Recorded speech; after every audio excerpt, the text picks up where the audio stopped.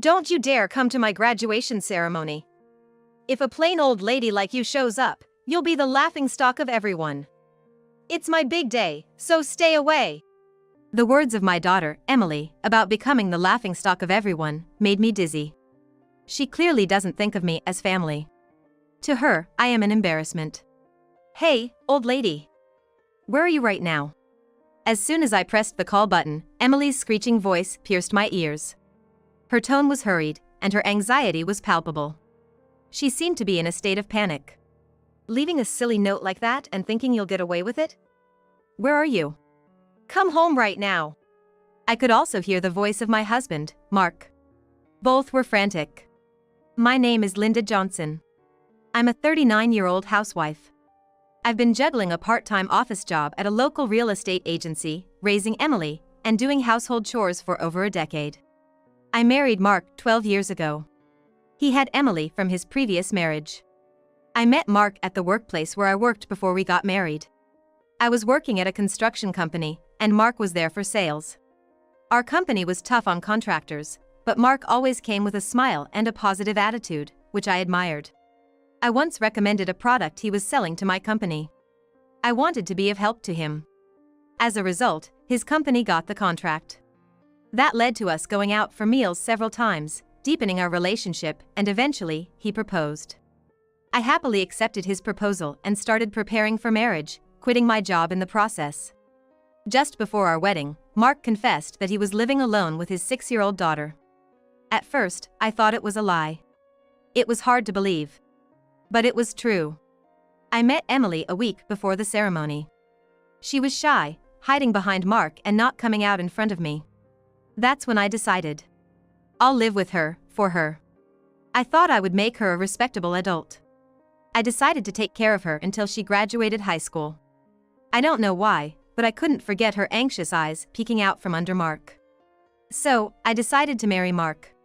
It was my first marriage, and my family was strongly against it. My father was particularly furious, saying it was nonsensical and that I was being mocked, but I went against my parents' wishes and married Mark. If I had listened to my parents at that time, I might have avoided the hell that was about to begin. It's been 12 years since that marriage. Emily is now 18. And about to graduate from high school. Normally, it would be a moment of joy. But I couldn't feel happy about it. The thought of making her a respectable adult, which I had when I decided to marry, lingered in my mind. Hey, old lady. Where's my t-shirt? Where did you put it? You didn't steal it, did you? Emily began calling me old lady 2 years after we started living together. She used to be kind in the beginning. She gradually got used to me, but then suddenly started treating me rudely and calling me an old lady. Is this the t-shirt you're looking for? I took it out of the folded laundry and handed it to Emily.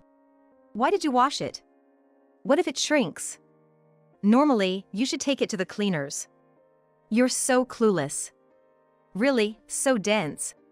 I had hand-washed and air-dried the t-shirt, thinking the fabric would be damaged at the cleaners. But I couldn't say this to Emily, and all I could do was apologize. Emily snatched it from my hand, muttering, "You're so useless," before walking away. Her words were sharp, piercing my heart. I couldn't argue back, just bowed my head. I couldn't understand why Emily had become so harsh with me. Initially, I thought it was because she was teased about her father's remarriage, but that didn't seem to be the case. Around the same time, Mark's attitude towards me also changed. He used to be always smiling, like when he was selling, but lately, he stopped smiling at home, becoming more sullen. He even started calling me "Hey, you." Emily's behavior seemed to follow his lead.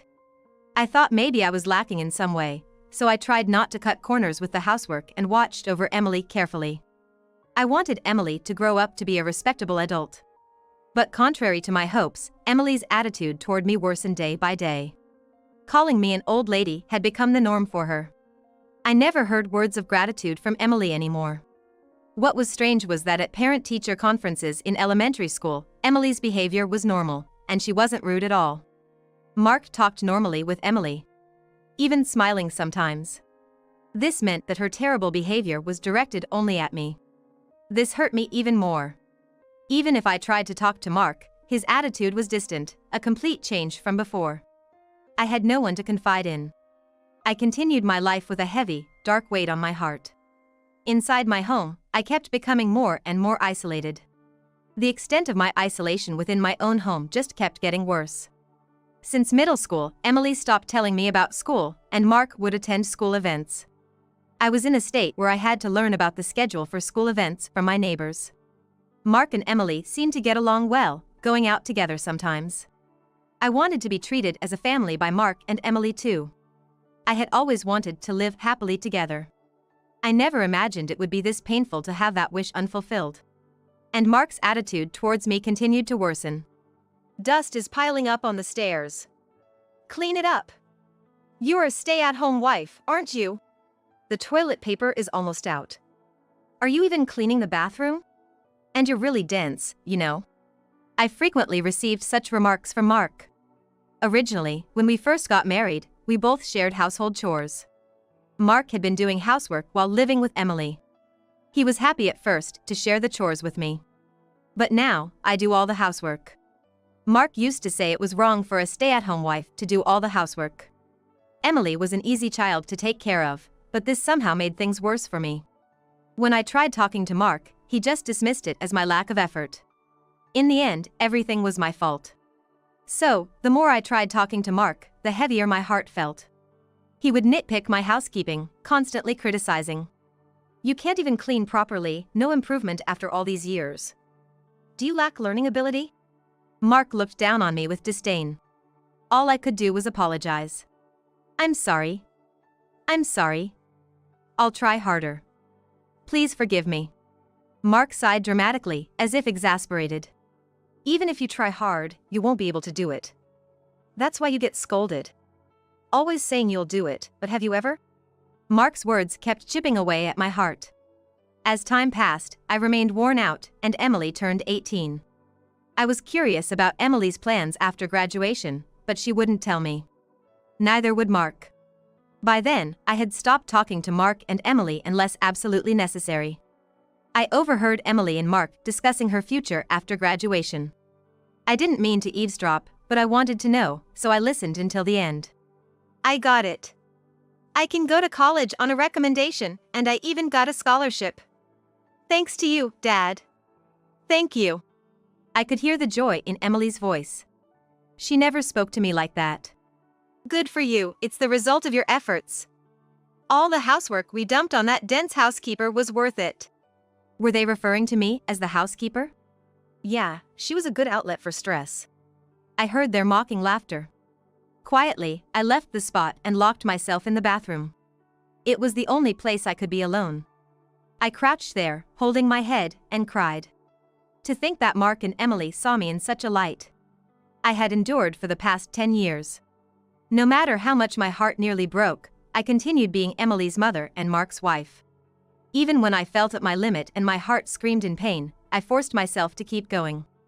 There were times I felt I couldn't get up, but I forced myself to, making lunchboxes, preparing breakfast, doing laundry, and other housework. Honestly, it hurt to even lie down. But if I did that, I feared I would never again be needed by Mark and Emily.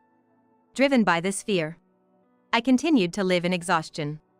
Honestly, I don't remember much about this period. One day, after going shopping, a neighbor told me something shocking. Tomorrow was Emily's high school graduation. I couldn't admit I didn't know, so I just smiled vaguely and left. As soon as I got home, I collapsed onto the sofa. I had always thought about making Emily a respectable adult. The graduation from high school was supposed to be a milestone for that. Again, I was the only one left out. In this house, I'm forbidden to have a smartphone or use a computer. The only thing I have is a simple flip phone that can only make calls. Since Mark handles all the school communications, I don't have any mom friends. I had no way to get information about the school. Still, I learned about sports days and recitals from neighbors or overheard children's conversations, and secretly attended them. I wanted to properly attend the high school graduation and celebrate Emily's step into adulthood. While I was crying on the sofa, Emily came home from school. Old lady, why are you loafing around? It's so gloomy. You make the whole house dark. Can't you do something about it? Emily glared at me. Even though it was her fault. If Emily had told me the date of the graduation, I wouldn't have felt this way. For the first time, I felt anger rising from the depths of my heart. So the graduation is tomorrow. Seems you didn't tell me about it. I asked with a tone of blame in my voice. Emily looked a bit startled by my confrontational words, but then she sighed dramatically. So what? You're not going to the graduation anyway, so you don't need to know the date. I reacted to Emily's words with surprise, tilting my head. I never said I wasn't going to the graduation. Don't come. If a plain old lady like you comes, you'll just be a laughing stock. It's my big day. Absolutely do not come. I felt dizzy at Emily's words, about being the laughing stock. Clearly, Emily didn't think of me as family. To her, I was an embarrassing presence. Just this once, I had hoped for forgiveness, but it was denied. Her words to not come pierced my heart. I was truly just a nuisance, clearly told so by Emily herself. That night, Mark came home with a suit in a dry cleaner's bag. He had taken his suit to the cleaners himself, without asking me. Of course, he knew about Emily's graduation. When I saw the suit, Mark commented, "Right, you didn't hear about it from Emily." He looked at me with a mix of pity and a smirk. Clearly, I was the least needed in this house. Thinking I was part of the family was just my own delusion. At that moment, I realized my heart had reached its limit long ago. So, I decided to end my role as a family member. The next day, Mark and Emily left together for her high school graduation. I was left behind. And Mark even told me not to bother with dinner as they would eat out. I wasn't invited. The old me would have just silently accepted this treatment. But those days were over. I had decided to leave this house.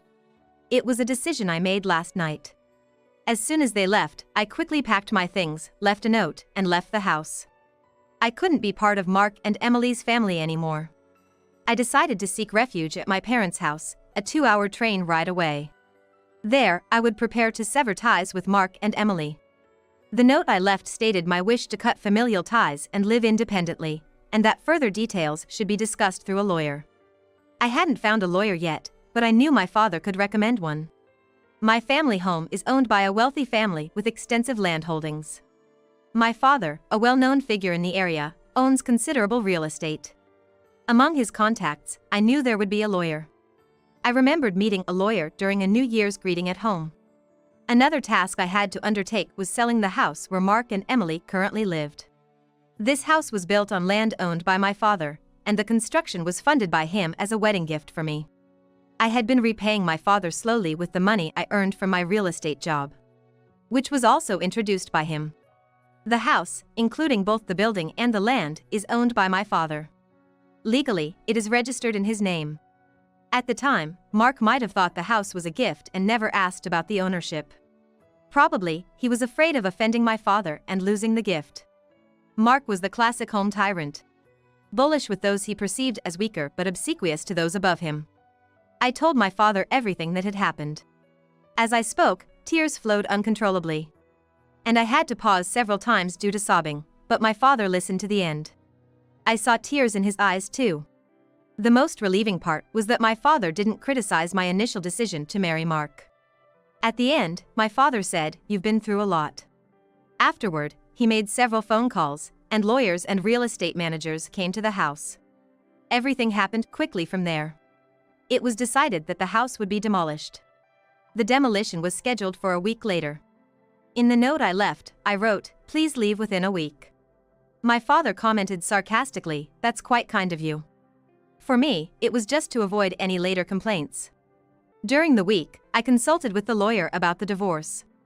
I also shared the whole story with my mother, and we cried together.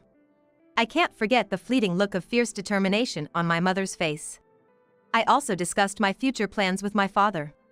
The priority was to establish a new foundation for my life. It took courage to talk to my parents, and it was painful, but once I did, my heart felt lighter, and for the first time in 10 years, I slept soundly. A week later, while I was peacefully staying at my parents' house, I received a call on my cell phone. As expected, it was Emily. Honestly, I didn't want to talk to her. Remembering how she had treated me, a black stain spread in my heart. I decided to ignore the call. However, the calls didn't stop, and there were several from Mark as well. They were probably contacting me about the note I left. Or maybe the demolition company had contacted them. For 10 years, Mark and Emily continuously called me old lady and you, exploiting my efforts. And treating me like a mere tool. I had endured such inhumane treatment for a long time. The thought of dealing with them again made me shudder. But I couldn't keep running away. To move forward, I needed to settle the past. And without confronting them, I wouldn't feel at peace.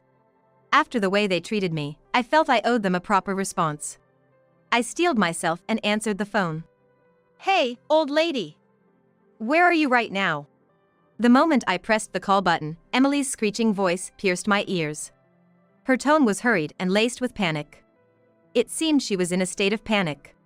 "Leaving such a ridiculous note, you think you'll be forgiven? Where are you now? Come back home right now." I could hear Mark's voice as well. They both seemed to be in a state of panic. I imagined Emily's reaction when she returned from her graduation ceremony. To find no old lady to vent her stress on or to serve as a substitute maid. Moreover, there was the note about divorce and leaving the house. Even if it wasn't Emily, anyone would panic. And it happened on the day of her bright graduation ceremony. I couldn't help but let out a faint smile at Emily's frantic state. Who is this, please?" Emily seemed taken aback by my unexpected response and stumbled over her words. I hung up the phone. Afterward, I called the real estate management company to confirm when the demolition would start. It was scheduled for tomorrow as planned, and Mark had already been informed. I requested to postpone the demolition to the day after tomorrow and asked them to inform Mark about the delay. This gave them one more day. Mark would probably come here. That's when I would deliver my final blow to Mark and Emily. I ignored the dozens of calls from them. The next day, around noon, I heard the doorbell ring. And the sound of knocking on the door. It must be Mark and Emily. They would have wanted to come earlier, but the journey here could be terribly long due to poor connections. Mark and Emily appeared, panting heavily. Evidently having rushed here. I had arranged beforehand for my parents to stay back in another room, so it seemed like I was the only one at home. I led Mark and Emily into the living room. Mark entered hesitantly. Clearly uncomfortable around my father. My father is a wealthy and well-respected man in town. With a commanding presence. He is, in a sense, a higher authority than Mark. On the other hand, Emily doesn't seem intimidated at all. She appears fully intent on overpowering me and bringing me back home. Emily plops down on a chair in the living room, crossing her legs and gesturing silently for me to sit opposite her. I take my time preparing tea, moving leisurely before finally sitting across from her. Emily, growing impatient, addresses me. "What's the meaning of all this?" Mark, sitting next to her, places the note I had left on the table. I don't react, just silently meet Emily's gaze. She averts her eyes first, attempting to dispel the awkwardness with a laugh. "What was that 'who is this' act yesterday? Pretty poor performance." I continue to silently stare at Emily. She becomes visibly uncomfortable under my gaze, shifting in her seat and continuing. "Look, it's no use. A dumb old lady like you can't survive without us. You're nothing but trash." I almost react to her harsh words but restrain myself, noticing the tremble in her voice. Emily is clearly bluffing. Mark has been silent, just watching how things unfold. "Stop being stubborn and come back home," Emily says, trying to confuse and coax me back with her cruel words. As Emily becomes more agitated, I respond more calmly. "I don't have a family, do I?" "Oh, I have parents, but you two are not my family, are you?" Emily, clearly out of her element, raises her voice. "What are you saying? Dad and I are your family, right? Right, Dad?" Emily, feeling at a disadvantage alone, sought support from Mark. Mark looked around nervously, and once he confirmed they were alone, he turned to me with newfound bravado.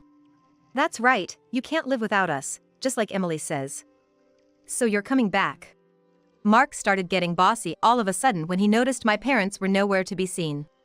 Looking back on it now, what a small-spirited man he is. "Like I said, I have no family," I replied firmly.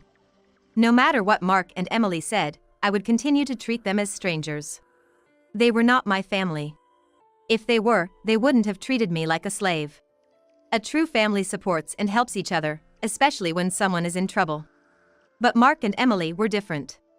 For 10 years, they treated me like a servant, a vent for their stress. They insisted this was normal. Oblivious to how wrong and cruel it was. Unconsciously oppressing me. I marvel at how I endured it for 10 years. Almost impressed with myself. This started when I saw Emily peeking out from behind Mark's back. I had bound myself with the promise to raise her to be a decent adult. I endured and served them for this promise. At least until Emily graduated high school. I had decided that Emily's high school graduation and her moving on would mark the end of our relationship. I had held a faint hope that if Mark and Emily changed their ways and improved their attitudes towards me by the time of her graduation, I would continue walking with them as a family. But they betrayed my expectations, leading to this situation. Everything was decided the day before the graduation ceremony. So now, I confront them with the appropriate attitude. Mark and Emily are no longer my family. Therefore, I will not treat them as such. Realizing the significance of my treating Mark and Emily as strangers, Emily altered her approach. "We're family, aren't we, Mom? Stop this silly act, please." Suddenly, she switched from calling me old lady to Mom.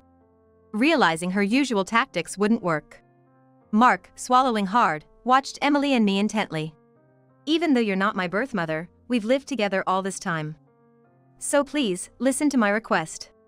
Her previously defiant posture had changed to one more pleading. "I have no obligation to respond to requests from someone who isn't family," I replied, maintaining my composure and emotional distance. Tears appeared in Emily's eyes. And she looked at me desperately. "Please, listen to me. The note you left, it's not true, right? You can't really be selling the house. It's not serious, right? Because you're part of our family." Emily's use of the term mom made my skin crawl. Especially since her main concern seemed to be the house. She was anxious about losing the house. It was true that the house was going to be gone, but her concerns seemed misplaced. In the end, it appeared that as long as she had a place to live, it didn't matter whether I was there or not. No matter how much Emily pleaded, my feelings remained unchanged. She lowered her face. Apparently crying. "This is some kind of joke, right? You can't be serious with this attitude," Mark said, seemingly upset by Emily's tears, and turned his anger towards me. "What's with that note? Come back right now and stop the demolition." Mark was speaking rapidly, driven by anger. "I can't do that. The decision has been made," I continued in a restrained voice. "Do you think you can get away with doing this to your family? That's why I've been saying repeatedly that they are not my family." Neither Mark nor Emily seemed willing to listen. "Please understand. I've already told you, we're not family." I wondered how many times I had to repeat the same thing. Suddenly, Mark stood up and slammed his fist on the table. "Don't joke with me." I was startled but managed not to react. "Who's joking? After not treating me as family for 10 years, you can't suddenly expect me to behave like one.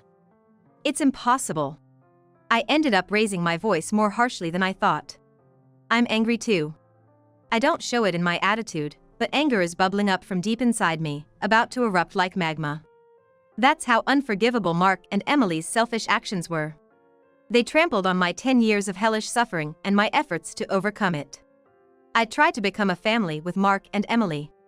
But they rejected it, mocking and using me all this time.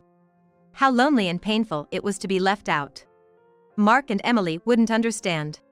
I wished so many times to be treated like family, but my wish never came true. It took me 10 years to give up. Despite my continuous efforts to build a relationship as a family, as Emily's mother, this is the outcome." A self-mocking smile appeared on my face. Seeing my dry smile, Mark and Emily stared at me in shock. Mark seemed to lose his strength, slumping into the chair. These two, far from understanding my feelings, tried to use me until the very end. No matter how much I cared for Mark and Emily, they never cared for me. Even though I cherished them, they never cherished me. And then, when they found themselves in trouble, they said things like we're family that they never meant, just to use me. It's just too convenient. I feel not just a headache but even nausea. Why did I keep tolerating these people for 10 years? It's strange to think back on it. But there's no point in reflecting now. There's no future for the three of us, Amy, Mark, and Emily, together anymore. All I can do is make Mark and Emily acknowledge their guilt and pay for it. I won't expect or trust anything from Emily or Mark anymore. Mark stood up and apologized. I'm really sorry. Please come back. I beg you. Even with his apology, it doesn't touch my heart at all. I won't extend a helping hand, and I definitely won't think about living together. Just stop it. I'm no longer your family. I'm a stranger. Emily also began to apologize, following Mark. I'm sorry. Please forgive me. We're family, so let's go home together. I'm just astounded by this self-serving talk. After treating me like a stranger for 10 years, what now? Come back because we're family? You thought I'd say yes? That's too naive. It's just not happening. It seems I'm no longer able to stay calm. I let my words flow, driven by emotion. Words that I would never have said before, harsh words, escape my lips. Words I had held back out of consideration for Mark and Emily are now spilling out. I don't want to hear any excuses. I can't trust any words. I can't ever imagine us being a family again. At this point, I placed a piece of paper in front of Mark. It was a divorce paper. Already signed by me. Write on the divorce paper now. I'll go and submit it. Write it here. Mark was shaking his head from side to side. Then, he showed me a smile. Think it over, will you? I was astounded by Mark's lack of grace in handling the situation. Such a small-minded man. I had always misunderstood Mark's ingratiating smile. The smile he showed when we first met was a sleazy expression of sizing someone up. I mistook it for the smile of a kind person. It still makes me angry thinking about it. I stood up and called my parents from the back. My parents appeared in the living room. Mark's mouth was agape as if his jaw had fallen off. Oh, my. My father glared sharply at Mark. My mother also had a stern look on her face. Mark shrunk back just from their gaze. I'm sorry. I'm sorry for the trouble caused by Linda's misdeed. I thought I heard it wrong. What misdeed of mine? Is Mark still trying to shirk responsibility? My father's eyebrows twitched. But he remained silent. Linda, no, Ms. Linda, left the house on her own. I was just trying to persuade her to come back. Right, Emily? Mark was prompting Emily to agree with his nonsense. Linda's misdeed? Don't be ridiculous. My father's loud voice echoed throughout the house. The windows rattled. Mark and Emily gasped and held their breath. My father stood in front of Mark, bent down to meet his gaze. How could you interpret Linda's actions as selfish? You only think about yourself. You're such a small man. Then, my father turned to Emily. It seems you've done some terrible things too, going along with this man. What did you think of Linda? Fools! Once again, my father's loud voice echoed through the house. Emily was trembling, perhaps terrified. My father stood up, glaring at the two of them in a commanding stance. Emily, you've been causing problems at school too. I've looked into it. Indeed, through my father's connections, I had a detective agency investigate Emily. It turned out she had been forcefully taking money from a girl at school. The victim was too scared to confide in anyone, but my father had arranged to prepare a criminal complaint. Emily, just like how she looked down on me, was doing the same at school. Emily exclaimed, "That's a lie." Did she rat me out? I felt like I saw Emily's true nature. No remorse at all. She was only thinking about getting through this situation. Mark, you too. You've been embezzling money from the company. This was also discovered through the detective agency's investigation. Mark had been faking business trips. I initiated this investigation to strengthen my divorce case, but it unearthed shocking facts about both of them. Why would you even? Is it her? Mark reacted the same as Emily. No remorse. Too unrepentant. They won't just face my punishment, they deserve social consequences too. Then, my mother spoke up. All right, the discussion is over. Sign the divorce papers and leave this house as soon as possible. Mark, sobbing, kept muttering, I don't want to, but he seemed to give up when my father handed him a pen. He sat down, signed the divorce papers. I glanced at the clock. It was almost 7 p.m. The last train going up leaves at 7:30 p.m. If they miss it, there won't be another train until the morning. In this small town, there are no taxis. If they don't catch the last train, Mark and Emily won't make it to the demolition scheduled for tomorrow. They probably hadn't packed anything, thinking they could persuade me. As I hesitated to tell them, Emily suddenly blurted out something unbelievable in a sulky tone. "But this divorce was your idea, right? Dad, you should get alimony." Emily, having been exposed, seemed to become defiant. Both my parents looked shocked. "That's impossible. What you've done is essentially domestic violence, a crime." Emily was momentarily taken aback, but then defiantly retorted, "Show me the proof." I placed a notebook on the table. "This is a diary I started keeping since I got married." Emily glared at me with a scornful look. "You don't even have a smartphone or computer. What kind of evidence could you possibly have? A diary is a valid form of evidence, you know.